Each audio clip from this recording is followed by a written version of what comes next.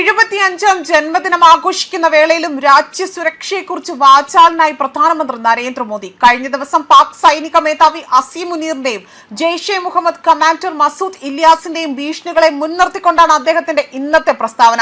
പുതിയ ഇന്ത്യ ആണവ ഭീഷണികളെ ഭയക്കുന്നില്ല, വേണമെങ്കിൽ ശത്രുക്കളെ വീട്ടിൽ കയറി ഇല്ലാതാക്കുമെന്നതാണ് അദ്ദേഹം വീണ്ടും വീണ്ടും അടിവരയിട്ട് പറഞ്ഞിരിക്കുന്നത്. ഓപ്പറേഷൻ സിന്ദൂർ കഴിഞ്ഞ കാലങ്ങളിൽ മുതൽക്കേ തന്നെ ഭീകരർക്ക് മറുപടി നൽകിക്കൊണ്ട് നിരന്തരം അദ്ദേഹം ഈ ഒരു പ്രസ്താവന ഉന്നയിച്ചിട്ടുണ്ട്.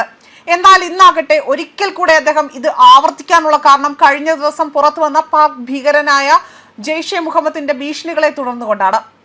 അതുപോലെ മധ്യപ്രദേശിലെ ധാറിൽ പൊതുസമ്മേളനത്തെ അഭിസംബോധന ചെയ്ത് സംസാരിക്കവെയായിരുന്നു അദ്ദേഹം ഈ പ്രസ്താവന നടത്തിയത്.